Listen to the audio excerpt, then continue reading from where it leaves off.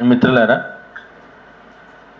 Gulf కార్మికులకు సంబంధించిన సమస్యలు అవన్నీ కూడా చాలా చరణంగా మనం అనేక సార్లు మాట్లాడుకున్నాం. ప్రధానంగా మొన్న కొట్టొచ్చినట్టు కనబడ్డ అంశం ఏంటంటే అందరం ఆలోచించాల్సింది. ఇక్కడ కూర్చున్న వాళ్ళం ఆలోచించాలి, బయట ఉన్న వాళ్ళు ఆలోచించాలి, అందరూ ఆలోచించాలి. అక్కడ 3 క్యాంపుల్లో తిరిగితే కనబడ్డ దృశ్యం ఏంటంటే అందరు కూడా ఎక్కువ మంది 30 సంవత్సరాల పిల్లలు, అంటే 18, 20, 25 సంవత్సరాల్లో పిల్లలు. ఇప్పుడు ఇంకెక్కువ పోతున్నారు అనేది అర్థమవుతా ఉన్నారు. అయితే ఎక్కడికైనా వలస వెళ్ళి పని చేయడానికి అమెరికా పోతే మనం గర్వంగా ఫీల్ అవుతున్నాం. నా కొడుకు అమెరికాలో ఉన్నాడు, నా బిడ్డ అమెరికాలో ఉంది అని మనం గర్వంగా చెప్పుకుంటున్నాం. అక్కడ ఇబ్బందులు లేవు.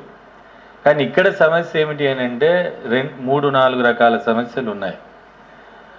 ఒకటి, ఇక్కడ నుంచి పోయే వాళ్ళు చాలామంది కంపెనీ వీసాలతో పోవట్లేదు.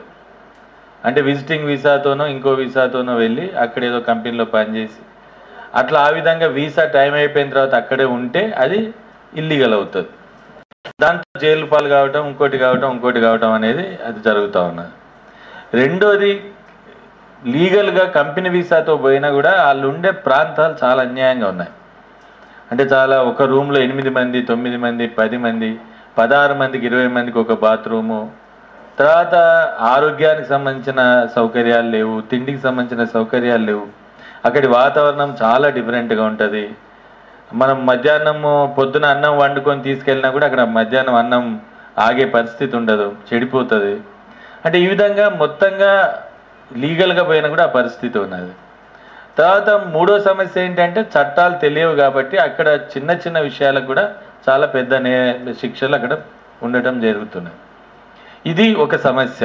అంటే పోతున్న వారిని మనం ఎట్లా మర్యాదగా గౌరవంగా పనిచేసేటట్టు చూడాలి.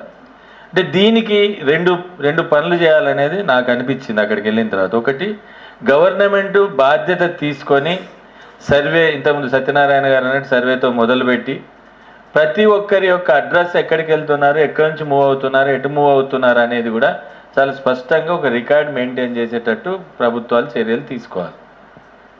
రెండోది, ఇక్కడి నుంచి పోయేటప్పుడు ఎవరైనా కూడా ఏ పని కోసం వెళ్తున్నామో అక్కడ ఏం పని జరుగుతుంది, ఎంత జీతం వస్తుంది అనేది వాళ్ళకి తెలిసేటట్టు చేయాలి. ఈరోజు ఫిట్టరో, ఎలక్ట్రీషియనో, ఒక టెక్నీషియనో, ప్రొఫెషనల్లో పోతే చాలా బ్రహ్మాండంగా ఉన్నారు. మన వాళ్ళు కూడా మామూలు ఉద్యోగాలు, ఒక ఆఫీసర్ ఉద్యోగాలు చేసే వాళ్ళు BMW కార్లలో తిరుగుతున్నారు. ఆ టైప్ ఆఫ్ లైఫ్ కూడా ఉంది అక్కడ. కానీ లేబర్గా పనిచేస్తున్న వాళ్ళ పరిస్థితి ఘోరంగా ఉంది. ఇది మన కన్సర్న్ సమస్య. దీన్ని మనం తెలంగాణ సమాజం కానీ, తెలంగాణ ప్రభుత్వం కానీ, తెలంగాణ ఉండే సంఘాలు కానీ ఆలోచించాల్సింది. మనం ఎక్కడికైనా ఎవరైనా వెళ్తే స్కిల్ లేబర్గా, అంటే ఒక పని నేర్చుకొని పోయే విధంగా మనం ఏమన్నా ప్రయత్నం జరగాలి. అంటే అక్కడ ఏం ఉద్యోగాలు ఉన్నాయి, ఎన్ని ఉద్యోగాలు ఉన్నాయి, ఎంతమంది వెళ్ళగలుగుతాము, అక్కడికి ఇక్కడికి ఒక అనుసంధానం కూడా జరగాలి. అంటే అక్కడ ఉండే సంఘాలు, ఇప్పుడు కొత్తగా తెలంగాణ ఉద్యమం వచ్చిన తర్వాత చాలా సంఘాలు ఏర్పడ్డాయి అక్కడ. వాళ్ళు గతంలో ఏం చేశారో నాకు తెలియదు, కానీ ఇప్పుడు మాత్రం మేము 2 దేశాల్లో, ఖతార్, బహ్రెయిన్లో లేబర్ సమస్యల గురించి పట్టించుకుంటున్నాం. ముఖ్యంగా బహ్రెయిన్లో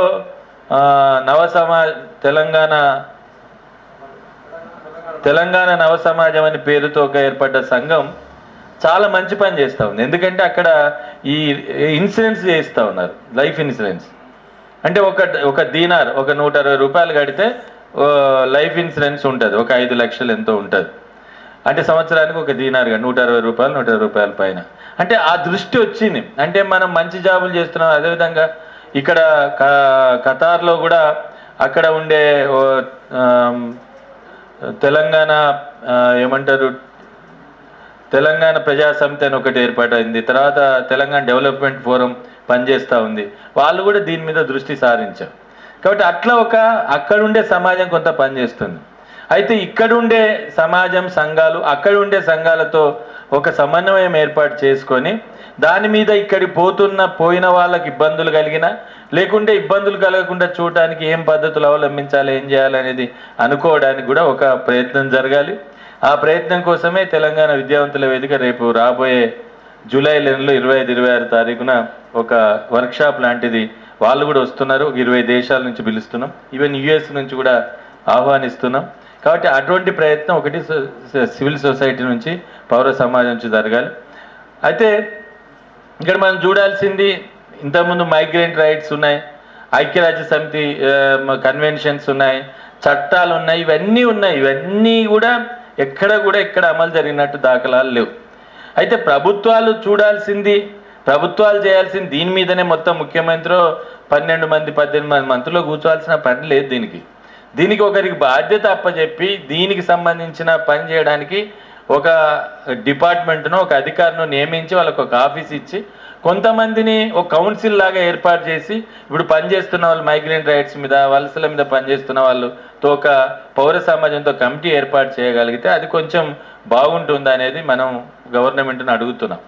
తర్వాత ఇంకొక విషయం ఏమిటంటే, మనమేదో గల్ఫ్ కార్మికులకు మేలు చేస్తున్నాం అనే భావనలో చాలామంది ఉన్నారు ప్రభుత్వాలనే, కానీ వాళ్ళే మనకు మేలు చేస్తున్నారు.